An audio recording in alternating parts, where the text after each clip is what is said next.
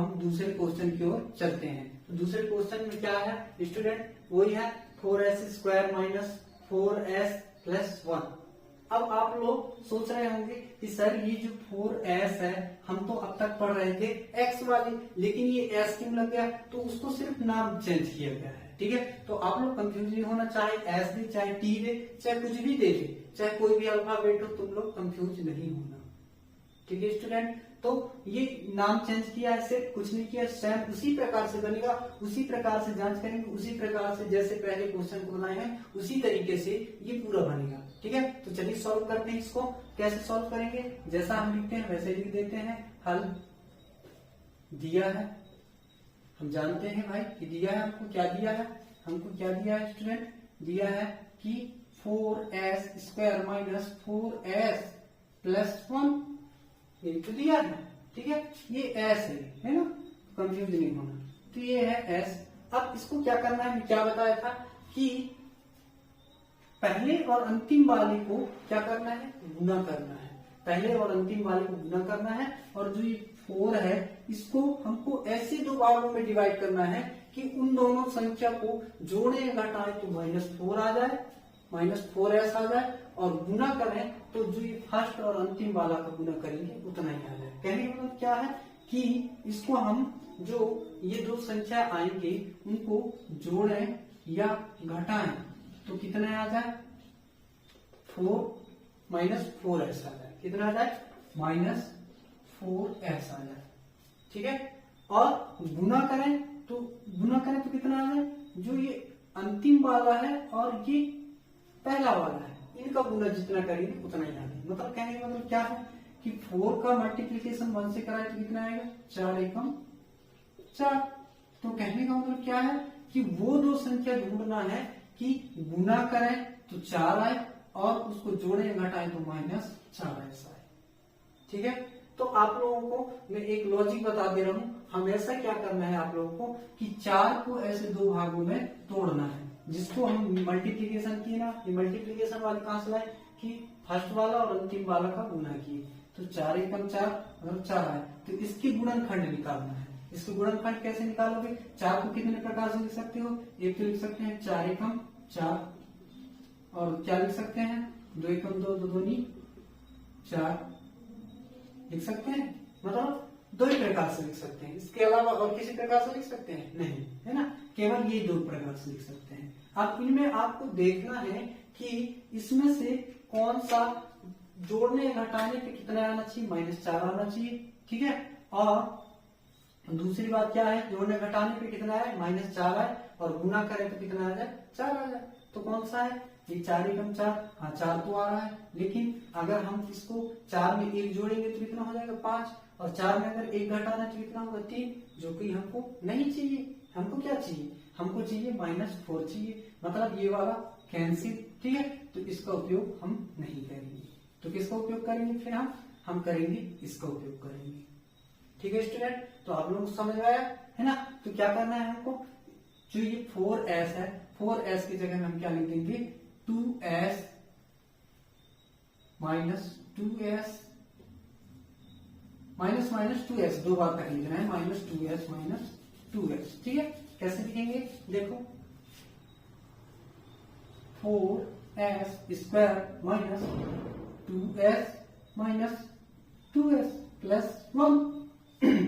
अब ये दो बार तक माइनस क्यों लगा है, क्योंकि हमको चाहिए कितना, -4s चाहिए, तो माइनस तो प्लस हुए, माइनस प्लस हुए तो कितना हुआ, माइनस प्लस, मतलब माइनस प्लस होगा तो 2 और 2 कितने होंगे, 4s होगा, और माइनस प्लस और माइनस का ही चिन्ह, तो यहाँ कितना आया माइनस, और यही चीज तो हमको चाहिए था, इसलिए दोनों में माइनस लगा है, तो माइनस प्लस होता है और माइनस का ही चिन्ह आता है, इसीलिए हमने दोनों के साथ क्या लगाया माइनस, और गुना करेंगे तो भी कितना आता है 4, 2 एकम 2, 2 दूनी 4, तो यही तो है कंडीशन कि गुना करें तो कितना आ जाए 4 आ जाए, और जोड़े घटाए तो कितना आ जाए -4s आ जाए। समझ में आया स्टूडेंट, तो इस प्रकार से इसको करना है। ठीक है, तो ये आगे बढ़ते हैं। अब यहां से 4s² माइनस 2s ब्रैकेट लगा दो, और यहाँ माइनस तो माइनस ठीक है, 2s प्लस 1। अच्छा, एक चीज और है यहाँ माइनस लगा है तो यहाँ तो माइनस आएगा, लेकिन अगर यहाँ माइनस लगा है तो वो अंदर भी माइनस लग जाएगा, मतलब यहाँ प्लस है तो यहाँ क्या हो जाएगा, माइनस हो जाएगा। क्यों? क्योंकि हम जो ये माइनस होता है ना उसका अंदर हम क्या कराते हैं, गुना कराते हैं स्टूडेंट, है ना। तो आगे क्या होगा, 4s से यहाँ से क्या कॉमन होगा, एक तो s होगा कॉमन और क्या हो जाएगा, हाँ सिर्फ s होगा और 2 होगा, मतलब 2s होगा बाहर। तो 2 एकम 2, 2 दूनी 4, कितना बचा, 2s बचा, माइनस 2 एकम 2, मतलब 2s बाहर हुए, कितना बचा 1, माइनस का माइनस, यहाँ से कुछ बाहर नहीं, मतलब कुछ बाहर नहीं। अच्छा कुछ कॉमन नहीं है तब क्या लिखोगे स्टूडेंट, 1 लिखोगे, कितना 1। कुछ भी अगर यहाँ से कुछ कॉमन नहीं निकल रहा है इसका मतलब क्या लिखना है, यहाँ 1 लिखना है, तो हम 1 लिख दिए, तो बचे कितना 2s माइनस 1। अब ये दोनों एक जैसे आए, मैं बताया था कि शून्य ज्ञात करते समय ये ध्यान रखना है कि हमेशा जो दो गुणनखंड आएंगे वो हमेशा एक जैसे रहेंगे, ठीक है स्टूडेंट। तो कितना बना हमारे पास, एक बार लिख लेते हैं 2s माइनस 1 और दूसरा है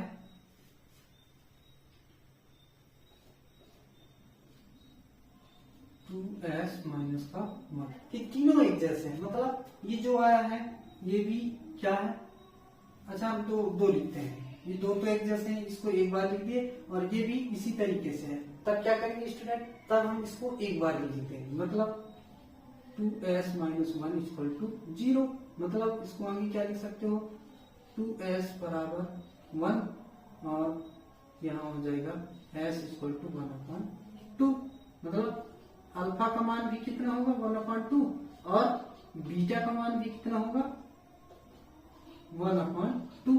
अब आप लोग सोच रहे होंगे सर ऐसा कैसे हो सकता है कि एक जैसे मान हो, तो इसका ऐसा ही होगा, क्यों, क्योंकि हम जब इसका गुणनखंड रूप से तोड़े हैं तो ये क्या आ रहा है, सभी एक समान आ रहे हैं, 2s माइनस 1, 2s माइनस 1, और तीसरा वाला भी जो ये है ये भी आ रहा है 2s माइनस 1। इसलिए हम दो को ले लिए एक बार, दो को ले लिए एक बार, लेकिन है तो सभी एक जैसे, तो किसी एक का मान निकाल लिए, तो एक को मान लिए अल्फा बराबर 1/2, बीटा बराबर भी 1/2, ठीक है स्टूडेंट। तो अब इसको क्या करेंगे, अब इसके हम निकालते हैं क्या, सत्यता की जांच करते हैं। तो हम जानते हैं कि क्या होता है, alpha plus beta equal to minus b/c। First condition है alpha plus beta equal to minus b/a। दूसरा कंडीशन क्या है स्टूडेंट, दूसरा है अल्फा इंटू बीटा बराबर c/a। ये दो कंडीशन है, दोनों कंडीशन से हम सवाल की सत्यता की जांच करेंगे। तो जांच में लिख देते हैं, जांच जैसे पहले कर रहे थे, जांच बराबर क्या है, सवाल लिख देता हूं मैं एक बार, 4s² माइनस 4s प्लस 1। तो यहां से क्या आएगा, a का मान क्या होगा स्टूडेंट, a का मान होगा a बराबर 4, b बराबर यहां से देखो -4 और c बराबर क्या होगा 1, ठीक है। इस मान को इसमें पुट करेंगे एक एक करके।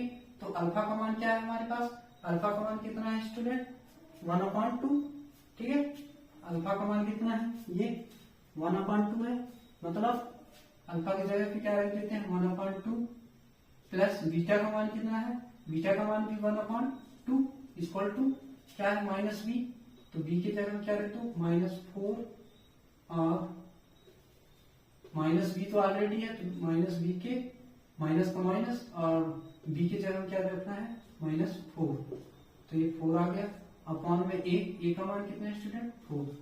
तो ये कितना होगा, ये होगा हमारे पास कितना हो जाएगा कि ये माइनस से माइनस कैंसिल आउट, मतलब 4 एकम 4। तो कितना बचे, ये तो कट गया, ये भी कट जाएगा स्टूडेंट। कैसे कटेगा, 2 एकम 2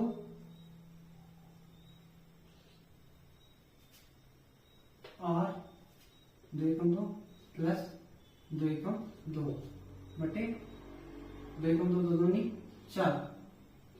तो ये कितना, ये तो कट गए 4 एकम 4 मतलब 4/4।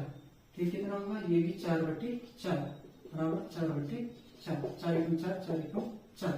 तो कहने का मतलब क्या है, दोनों बराबर है, ठीक है स्टूडेंट, मतलब 1 इक्वल टू 1 ये हो सकता है, ठीक है। या फिर इसको ना भी काटोगे तो भी चलेगा। कहने का मतलब है कि बराबर तो आ रहे हैं, ये 4 है, ये भी 4/4 है, ठीक है स्टूडेंट, आप लोग समझ रहे हैं मैं कैसे किया हूँ। इसका मल्टीप्लीकेशन इससे कर दिया तो 2 एकम 2 हुआ।